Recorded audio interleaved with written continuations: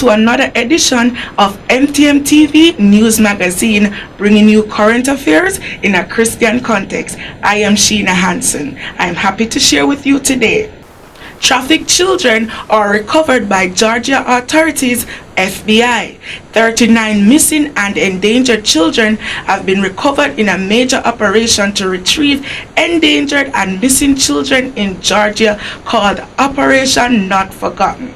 Some of the missing children were likely involved in child sex trafficking, and a portion of the alleged perpetrators arrested were charged with sex trafficking and parental kidnapping, in addition to violating sex offenders protocols that were required to fulfill.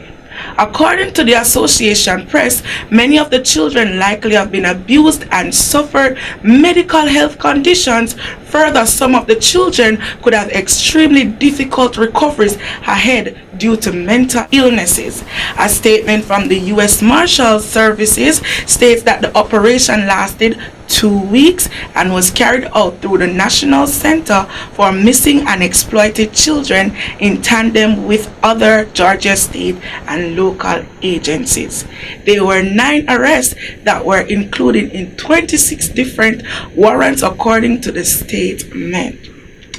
These missing children were considered to be some of the most risk and challenging recovery cases in the area, based on indications of high-risk factors such as victimization of child sex trafficking, child exploitation, sexual abuse, physical abuse, and medical or mental health conditions. Other children were located at the request of law enforcement to ensure their well-being. USMS investigators were able to confirm each child's location in person and assure their safety and welfare. Now, I can just imagine what those children are going through. Being molested, being abused. I suffer the same consequences, and I sympathize with them. Let us just pray for our children that they will overcome, and God will see them through. Today I have with me Dr. Joy Moncrief, and we are going into conversation about her new paper, The Manna. Good afternoon, Sheena. Thanks for having me. Yes, good afternoon, beautiful. Right, so you wanted me to tell you about the manna. Yes, tell me a little bit about the manna. Well, the manna is not new in that God gave me the vision about 4 years ago, and the vision has matured since then. So I have shared it with quite a number of persons. The company, it's a publishing house, and it was registered in 2018. Now the Manna newspaper, Manna with exclamation at the end, Yes. is focused on what God is saying now about building his kingdom within families and communities. And what you're reading in the news is really some of the issues that we've been dealing with in the Manna. God has said, you shall not die. That's right. And this is what he's saying across the Caribbean. I have heard you. You shall not die. And so that is really on the front page of it. It is, yes, it is the front page. Now, the thing is, what I have found is that in our countries, we are so attracted to the spirit of death. Yes. That the caption, you shall not die, is really a statement in spiritual warfare. Yes. And so the entire publication is about spiritual warfare. Mm-hmm. So how long has the manna been around? We launched it in 2018. The publication itself the first publication was July 31st. But the entire concept was registered 2018, and the entire concept was 4 years back. So it is something we have shared with a number of persons across churches, a number of persons within Jamaica. We have shared it. It has been blessed. It has been prophesied over, and we are now taking it forward. I'm so happy for you. Thank you. Tell me a little bit more about the things that you put in the manna. Right. So I was telling you about the caption, you shall not die. Right. But we are focused tremendously on what God is doing in families and communities. And the vision, as I shared it, has to do with each part of the family. So we have articles for women who have been molested, women who have suffered. We have that. We also have captions for the men because you know men have a specific role, Yes. and God is bringing men to the forefront. And critically, women have a role in turning the hearts of children back to the fathers. Yes. Women have a role in turning them away from the fathers. Now women will have to turn them back to the fathers. Wow. We have segments for the children, which is so important. That is a burden on my heart. We have segments for the youth. And so it goes all across the board. So basically, you're saying there's a segment for everybody. For everybody, for the elderly. Wow, that's Yes. nice. That's nice. Go ahead, tell me some more about it, man. All right. So quite apart from the segments, we also have the general features, right? Yes. So we have the news, we have the sports across the Caribbean. And we have documentary, for example, on COVID-19 and all of that. All of those news, that's in it.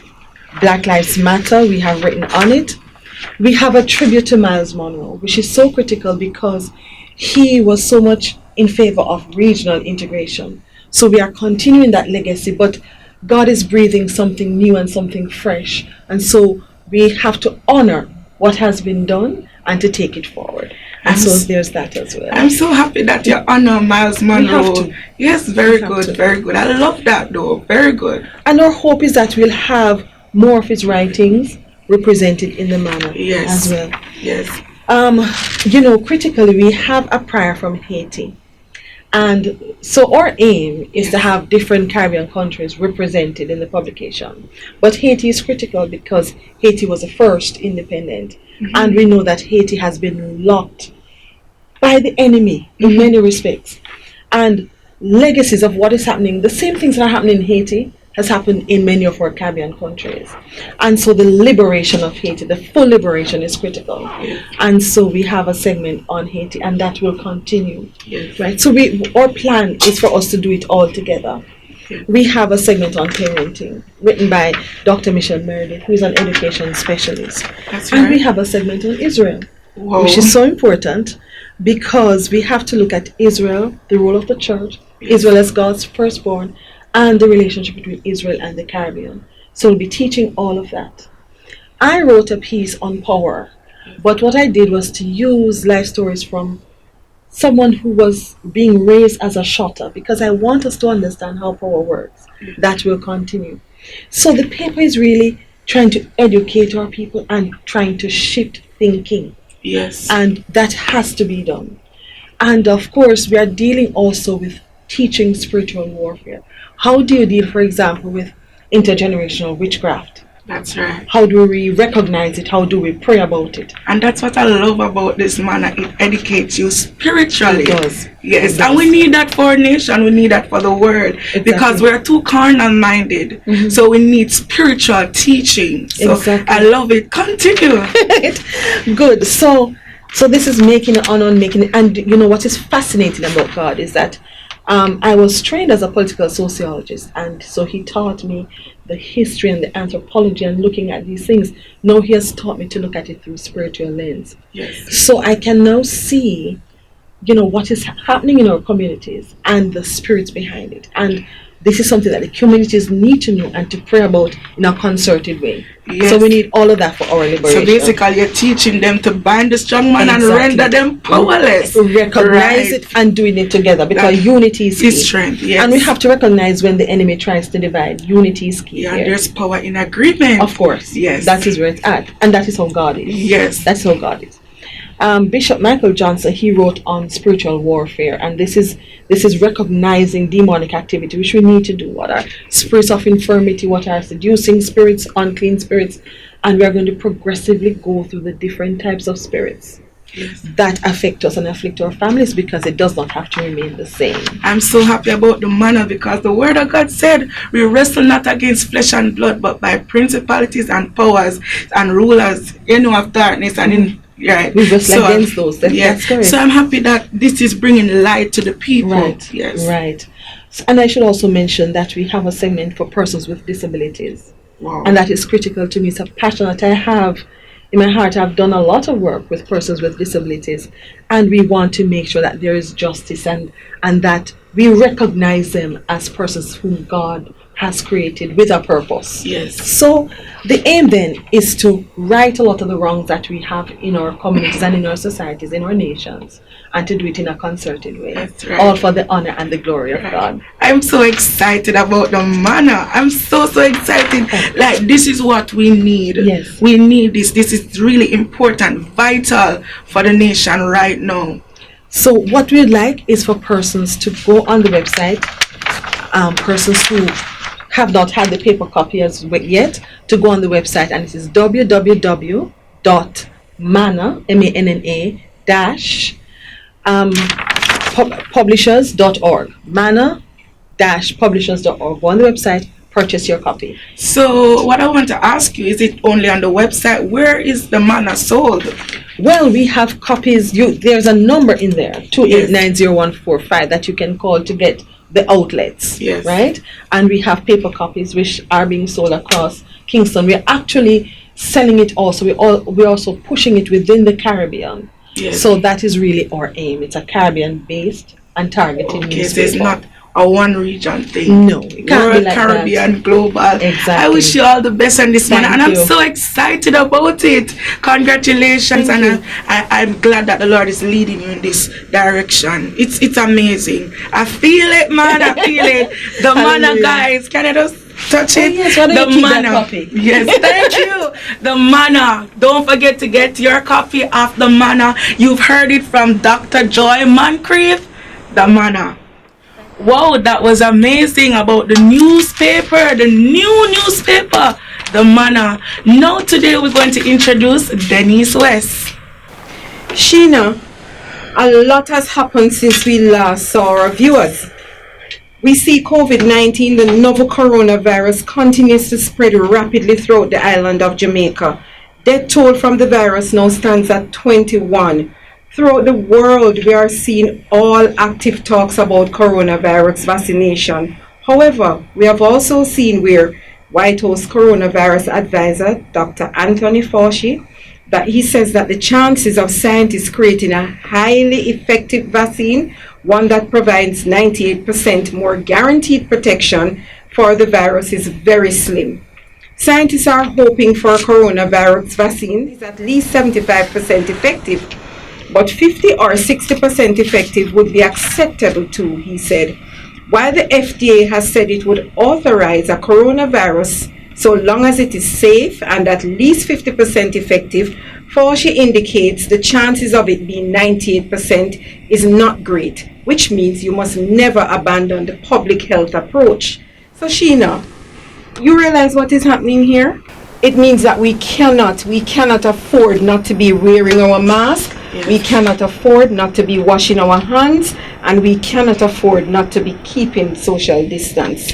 That's Because we recognize that this thing, if he's the White House corona advisor, if it is claimed that the US should know what has happened and the White House should know what has happened, and they cannot tell us that we can get a vaccine that is 98% effective, it tells you it's a straight pandemic. That's right. And further to that, we see here where it says that you've got to think of the vaccine as a tool to be able to get the pandemic to no longer be a pandemic, but to be something that's well controlled. What it tells you, population control. That's right. So you have to be mindful of what you're doing. You have to protect yourself. That's We right. have also seen in other news where doctors say that this thing causes silent hypoxia, which means that you're breathing in the carbon dioxide that you're supposed to be breathing out with the constant wearing of the mask, and it causes respiratory infections. Yes. So you have to be careful. Right. Fauci has previously said he worries about the durability of a coronavirus vaccine, saying if COVID-19 acts like other coronaviruses, it may not provide long-term protection. If you're going to say all of this to the public, you're going to say all of this to the world in effect, because America, we know, is a superpower. It tells you that something is radically wrong and somebody is not speaking the truth to us. Right. That's right.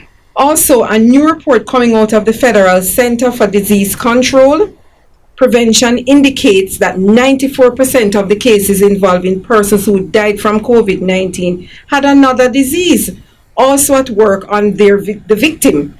Only 6% of deaths from COVID-19 where it is that COVID-19 is the only cause of that death. So 94% of the people, Sheena, they are saying had other underlying conditions. The report shows that 42,587 deaths occurred in people of age 75 to 84 years old, and a total number of 18,166 of those deaths, the individuals who died also either had the flu or pneumonia, while 15,100 cases, the underlying condition was a respiratory failure. So we recognize that COVID-19 is no respecter of persons, as I said last week, and we realize that what we are being told, the reports are being changed. That's because right. It is further noted that the Center for Disease Control listed as high-risk individuals for COVID-19 those with chronic kidney disease, those with chronic obstructive pulmonary disease, obesity, which is a BMI of over 30 or higher, weakened immune system, where your immune system is compromised, meaning that you probably had an organ transplant. Serious heart conditions to include heart failure, coronary artery, cardiomyopathies, sickle cell, and type 2 diabetes. The CDC's initial guidance suggested that it was persons over the age of 65 years were at higher risk. However, now we see where they have gone back on their word, and they have literally revised their statement to say the risk increases with age, and that there is no single age at which the risk suddenly There's so rises. much different stories. You Yeah. just have to protect yourself, basically. Yes, now this tells us that if you have certain underlying medical conditions, you ought not to be exposing yourself. You're at increased risk of severe illnesses from COVID-19, and whatever your age is, it really doesn't matter. Right? However, for me, from a Christian perspective, we know that the Lord reigns on the just and the unjust, and that His word tells us that by His stripes we are healed. So we will not begin to let our faith waver, but we will stand in the gap in prayer for ourselves, for our nations, and for other nations of this world, and ensure that we abide by the Lord's Right. standard. Okay? Right? That's right. Sheena? And even though we are taking the necessary precautions, we're still saying Corona cannot come into our tent. We're not accepting it. We are not accepting it, but at the same time, we will continue to take the necessary precautions, That's right. and we are going to shut down that evil spirit that is operating behind coronavirus. That's right. More news out of Cayman, though. You see the demonstrations yesterday? You saw those? Not yesterday, it was on the 31st, Monday. You saw that demonstration? No, tell me about it. Cayman is still demonstrating, and the debate intensifies as consultation close on controversial partnership bill. Wow. It is an extremely sensitive bill, and it is of an extremely sensitive nature. So the controversy surrounding the domestic partnership bill, where Governor Martin Roper this weekend wrapping up a series of public consultations ahead of his decision to unilaterally enact the bill. Now, can you imagine? You are living in a democratic society. You have voted for somebody to be in power, and this person decides that they are unilaterally using their power to enforce a bill. Wow. No, that's just not right. This is why Christians now have to speak out, speak up, stand out, and ensure that for Jamaica we exercise our vote. That's right. Another protest against that bill was planned for this weekend. Governor Roper has resorted to his reserve power under Article 81 of the Cayman Islands Constitution to pass the law after it was defeated in the Legislative Assembly in a close of 9-8 vote a month ago. That move, which has been questioned by some members of the Legislative Assembly and other segments of the community, was already anticipated during debate of the bill in the Legislative Assembly. Now, if it was anticipated, it simply means that you know. Exactly. You know that the governor has the power, you know what his capabilities are, That's right. and nothing was done. Mr. Roper subsequently said he was left with no alternative. While the bill itself, which will give legal recognition to same-sex unions outside the Marriage Act, is a very contentious and polarizing issue, the authority of governors having the power to override government and legislative decisions has also been cast into the spotlight again. So you see, if they have the powers to override government legislative authority and decisions, what do the nation, the people of the nation say? What can they do? Right. We need some things to change here. We need to ensure that our legislations do not allow for that, because we are the persons in power who are in the Constitution. That's right. Who are putting these people in power. So we must ensure that our rights are heard and our voices are heard. And we're still saying it is wrong. Yeah, and again, the people believe that there's a misinterpretation of Section 81 and Section 55 of the Constitution of the Cayman Islands, which means that they are overstepping your authority to take the course of action that Governor Martin decided to take in that matter. For all these reasons, the people said that they would expect him to withdraw all the bills and amendments he has proposed to enact. The Minister of Association had said in his letter earlier to Governor Roper that these must be withdrawn, but Governor Roper does not seem to think that it must be withdrawn. In a Facebook post after meeting with the ministers of the association on Friday, Mr. Roper reported, "I have also just discussed the matter with the Cayman's Ministers Association. We are not able to agree on many issues, but we understand each other better after our meeting. I recognize that it remains highly sensitive for many, but that others strongly welcome it.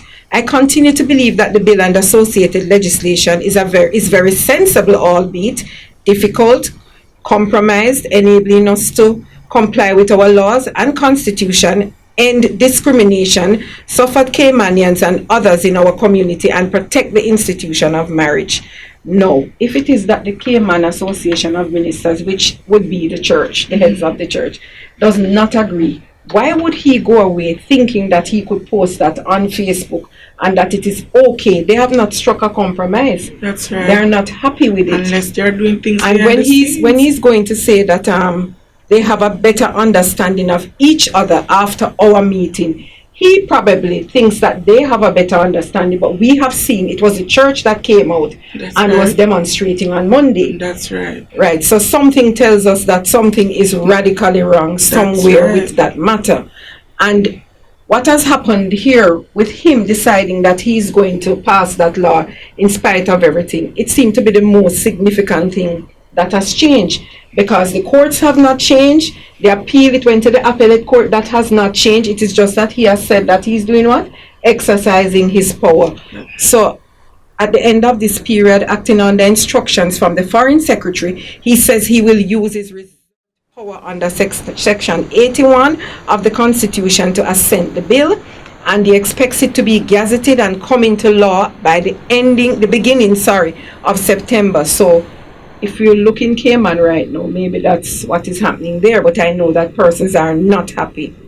It is a very unfortunate but not unexpected situation that Governor Martin Roper intends to impose same-sex domestic partnership on the Cayman Islands. Caribbean Cause further stated, "It is imperative that the people of the Cayman Islands join with their other persons in the Caribbean and here and now to resist any attempt to reorder their society to accommodate the sexual lawlessness that is bound up in LGBT ideologies." In one of the several social media postings, Mr. Roper had stated, "I continue to recognize this is a very sensitive and emotive issue for many people in our community. I did not want to be put in this position, but I'm left with no choice and must uphold the rule of law." Now, if he's really upholding the rule of law here, then something is wrong with that picture, because I don't see any rule of law being upheld right here. Not at all. Not at all. Because Denise. persons are still contending that he has overstepped his boundaries. Yes. And if he says that he's not comfortable, he tells you that this is outside pressure that Behind is the being put on a scenes, country. right. So when countries go and you have to borrow money from what they would term it goat nation money, Mm-hmm. you have to go outside to other nations, and these other nations impose what you call it now, other actions that you must take in order to comply with what they do in their country because you are borrowing from them. This is what happens. That's right. This is what happens. So this is why people have to look at the economies of scale before you go outside and ensure that your country, like what Jamaica says, you must eat what you grow and grow what you eat. Although I really don't see us doing that, Sheena, Well, but we need to step it up now because we are in some serious times. That's right. There's a new video testimony released on Monday which shows Planned Parenthood doctors admitting under oath to altering abortions to obtain intact fetal organs. The latest clip features several Planned Parenthood employees, like Dr. Deborah Nukotola, giving testimony in connection with Planned Parenthood lawsuit against the Center for Medical Progress in the U.S. District Court of Northern District of California. In testimony, the former Planned Parenthood Federation of America's Senior Director of Medical Services admitted that she would sometimes indeed, after her approach to a procedure that she was performing to avoid crushing organs, if she knew the abortion was a donation case. A donation case is where the woman undergoing the abortion has agreed beforehand that the fetal tissue from the abortion could be donated for research purposes. No, Sheena, tell me. Can you believe that? That's so unbearable, disheartening. I just don't know how to approach this, but how do we face God when we do all of this? How do we expect His blessings when we do all of this? That's my point exactly. I share the same sentiments. Are you going to take fetal and sell them? Because allegedly that's what they're saying, and then you're going to say that you're taking them to work, make runs on them. Like that's wrong. I am so taken aback with what. But then there's a confession is good for the soul, and here she's confessing. So what she now needs to do is to go before the Lord and speak to Him. Really speak. Our nations need to change the way that they are doing things. Yes. So we have a quick headline: Divine Intervention Christian Ministry buys former strip club and converts it to a revival center. Now that's one of the best things that could have ever happened, because you see, God is at work here. The summer owner and 2 managers of hardware store pled guilty to charges related to federal sex trafficking indictment. The indictment said the owner and managers ran a prostitution ring out of a strip club. Now, when we recognize that the strip club has been bought and it is now using to serve God's purpose, all we can say is hallelujah, and to God be the glory. Yes, that's amazing. That sounds like revival. So in the midst of everything that's going on, good things are still happening, and we're giving God thanks for that. We have come to the end of our news, and we want to say thank you to our viewers, and we ask that you will join us again next week for another MTM Newsweek magazine. Take care of yourself and your families.